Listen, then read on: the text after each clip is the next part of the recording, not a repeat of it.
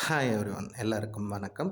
இந்த எபிசோடில் "திருஷ்யம் 3" படம் எப்படி இருக்கு வாங்க பார்க்கலாம். "திருஷ்யம் 3" கேஸ்டிங்கை பொறுத்த வரைக்கும் மோகன்லால், மீனா போன்றோர் நடித்திருக்காங்க.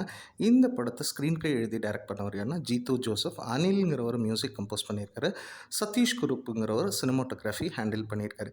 "திருஷ்யம் 3" படத்தின் ஸ்டோரி என்ன அப்படின்னு பார்த்தீங்கன்னா, ஃபர்ஸ்ட் "திருஷ்யம் 1" கதையில் என்னென்னா, அதாவது அவங்க ஃபேமிலி மோகன்லாலோட ஃபேமிலி வந்து ஒரு மர்டர் பண்ணிடுவாங்க. அதை மறைச்சி அந்த ஃபேமிலியை சேவ் பண்ணுறதுக்காக மோகன்லால் வந்து எல்லா விஷயமும் எடுப்பார். அதில் சக்ஸஸ்ஃபுல்லாக வருவார். இதோட "திருஷ்யம் 1" முடியும்.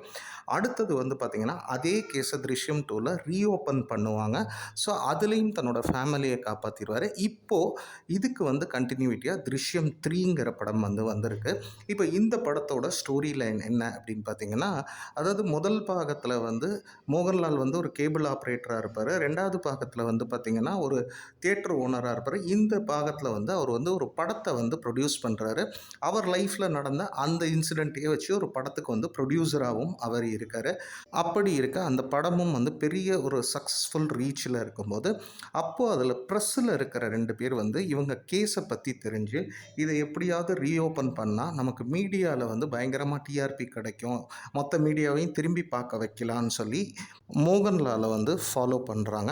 At the same time Mohanlal வந்து தன்னோட முதல் பொண்ணு, மோகன்லாலுக்கு 2 பொண்ணு, அந்த முதல் பொண்ணுக்கு வந்து கல்யாணம் பண்ணணும் அப்படிங்கிற மாதிரி முடிவு எடுக்கிறாரு.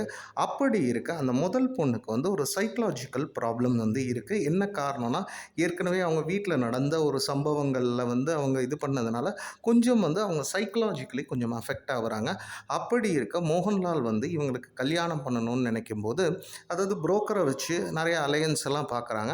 அப்போது அந்த அலையன்ஸ் எல்லாம் பார்க்கும்போது அது கைகூடி வர்ற நேரம் வந்து பார்த்திங்கன்னா, யாரோ 2 பேர் வந்து இவங்கள இந்த ஃபேமிலியை பற்றி இந்த கேஸ் இருக்குது, அவங்க சைக்கலாஜிக்கல் கேஸ் இருக்குது, அந்த பொண்ணுக்கு வந்து ட்ராமா இருக்குது, இந்த மாதிரி சொல்லி அந்த அலையன்ஸ் எல்லாமே தட்டி தட்டி போகுது. அதுக்கப்புறம் ஒரு பாயிண்டில் மோகன்லாலுக்கும் யாரோ ஒருத்தங்க நம்மளை வந்து ஃபாலோ பண்ணிகிட்டு இருக்காங்க, இந்த கேஸ் வந்து ரீஓப்பன் ஆகலாம் அப்படிங்கிற மாதிரி ஒரு கெஸ்ஸில் இருக்கார். அதுக்கப்புறம் இந்த படம்ங்கிறது எப்படி நகருது அப்படின்னு பார்த்தீங்கன்னா, மோகன்லாலை அப்சர்வ் பண்ணுற அந்த 2 பேர் யார், அட் தி சேம் டைம் இவர் வந்து இவர் பொண்ணுக்கு அலையன்ஸ் தேடும்போது அந்த அலையன்ஸை பற்றி தப்பு தப்பாக சொல்கிறவங்க யார், அட் தி சேம் டைம் இந்த கேஸ் வந்து மறுபடி ரீஓப்பன் ஆச்சா, மறுபடி வந்து மோகன்லால் தன்னோட ஃபேமிலியை சேவ் பண்ணாரா, இதெல்லாம் தாண்டி அவர் பொண்ணுக்கு கல்யாணம் ஆச்சா ஆகலையா, இது எல்லாத்துக்கும் ஆன்சர் கொடுக்குற படமாக அமையிறது தான் "திருஷ்யம் 3".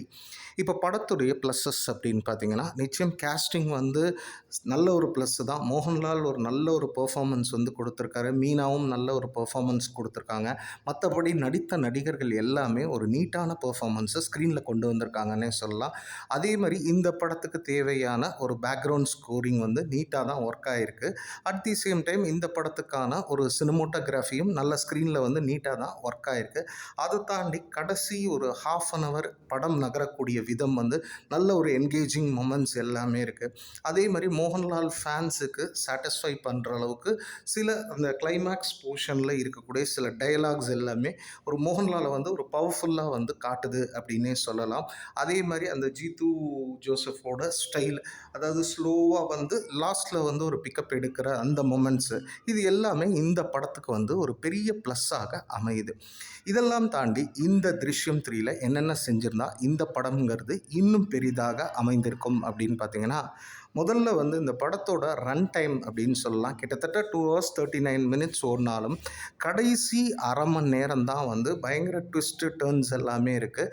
அதுக்கு முன்னாடி பார்த்தீங்கன்னா 2 ஹவர்ஸுங்கிறது வந்து படம் வந்து கம்ப்ளீட்லி ரொம்ப ஸ்லோவாக நகருதுங்கும் போதே நமக்கு அந்த 30 மினிட்ஸுக்காக இந்த 2 ஹவர்ஸ் ஸ்பெண்ட் பண்ணுறதுங்கிறது வந்து பெரிய ஒரு இதாக இருக்குது, கஷ்டமாக இருக்குது. அது ஒரு விஷயம். அதே மாதிரி சினிமாட்டிக் லிபர்ட்டி, லாஜிக் எல்லாமே இந்த படத்தில் வந்து எக்கச்சக்கமாக எடுத்திருக்காங்க அப்படின்னு சொல்லலாம். இப்போது நம்ம வந்து அந்த எப்படி பார்த்தாலும் "திருஷ்யம் 3"ங்கிறது அந்த "திருஷ்யம் 1"ஓட 2 வந்து சூப்பராக இருந்துச்சு.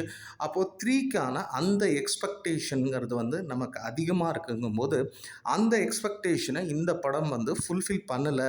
ஏன்னா காரணம் என்னென்னா, அந்த "திருஷ்யம் 1 அண்ட் 2"ல வந்து அந்த என்கேஜிங் மொமெண்ட்ஸு, அந்த எதார்த்தம்ங்கிறது இருந்துச்சு. இதில் வந்து அது என்னவோ கம்ப்ளீட்டாக மிஸ் ஆகிற மாதிரி ஒரு ஃபீலுங்கிறது வந்து நிச்சயம் வந்து கொடுக்குது அப்படின்னு சொல்லலாம்.